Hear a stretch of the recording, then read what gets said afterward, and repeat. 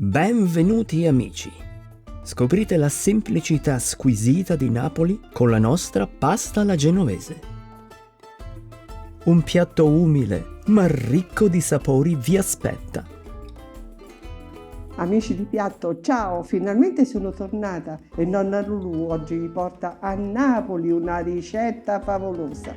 Perché oggi facciamo la genovese, un piatto povero, poverissimo, servono soltanto delle cipolle, del sedano, carota e della carne.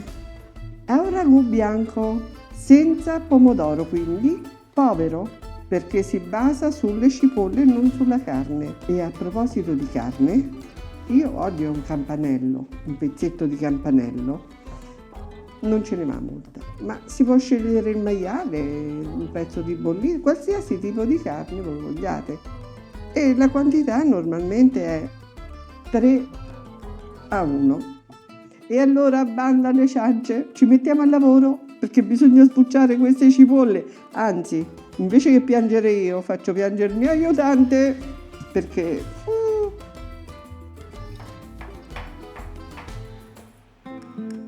che fatica.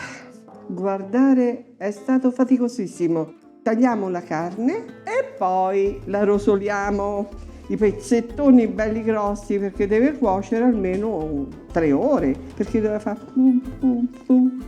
No, bollire forte. Piano questo va fatto.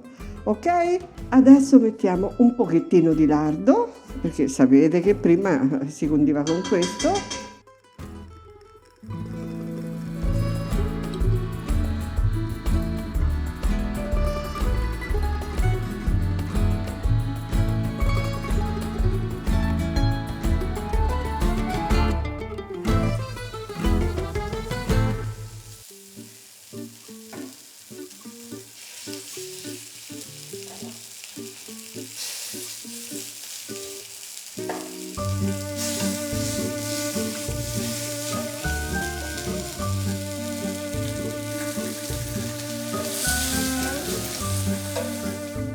Perfetto, adesso la sfumiamo, mettiamo un pizzico di sale e poi si cucinerà.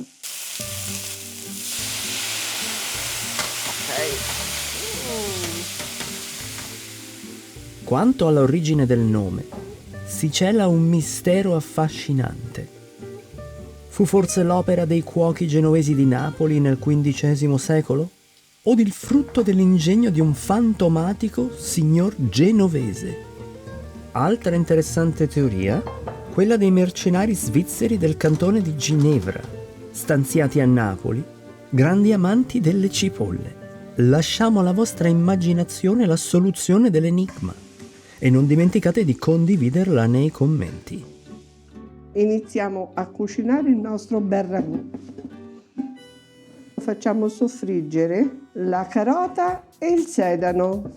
Carota e sedano a sfrigolare un pochino. Va bene così, adesso mettiamo la nostra bella cipolla che ha fatto piangere altri, non a me. Sembra molta, ma vedrete fra poco. La giriamo un pochino. Dopo, quando è appassita, metteremo la carne. Quando è ora di spegnere, vedrete che il ragù diventa color nocciola e da quello capite che il ragù è pronto. Adesso mettiamo la carne.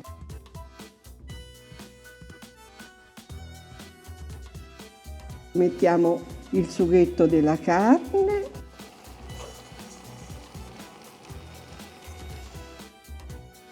Aggiungiamo del brodo o acqua fino a coprire.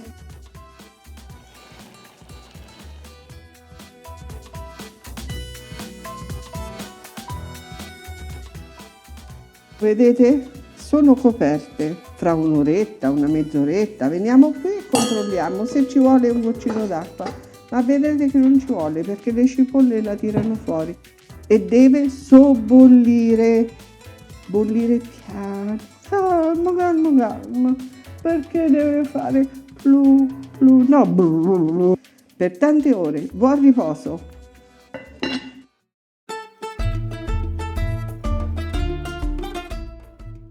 3 ore di cottura dopo, la genovese è pronta. Ha un bellissimo color nocciola. La carne è tenerissima. Si taglia con un cucchiaio. Ed ora trasferiamo il tutto in padella, dove finiremo la cottura della nostra pasta.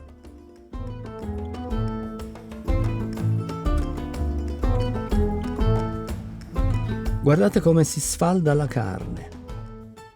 Dopo tutte queste ore, chiaramente la carne non ha bisogno del coltello, si taglia benissimo così, vedete?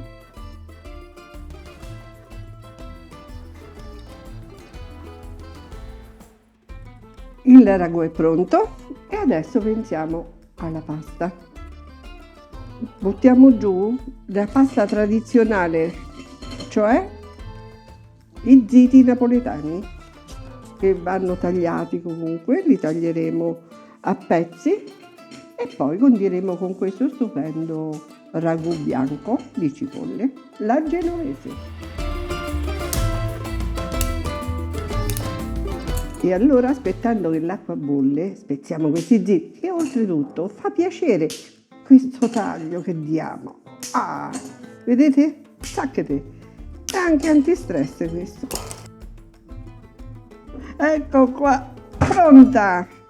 Adesso la scoliamo, la ripassiamo in questo bel ragù.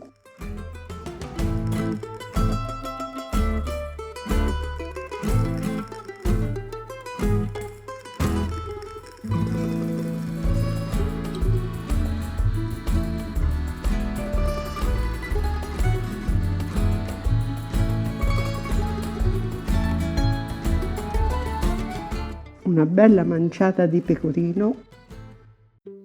Il pecorino gli dà un gusto più piccante, più saporito.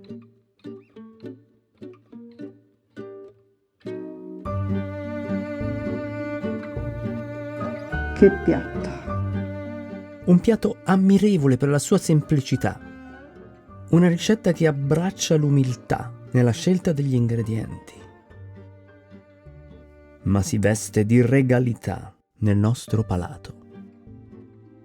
Queste le lascio a voi. Eccoci qua, pronti? Lo zito, pecorino.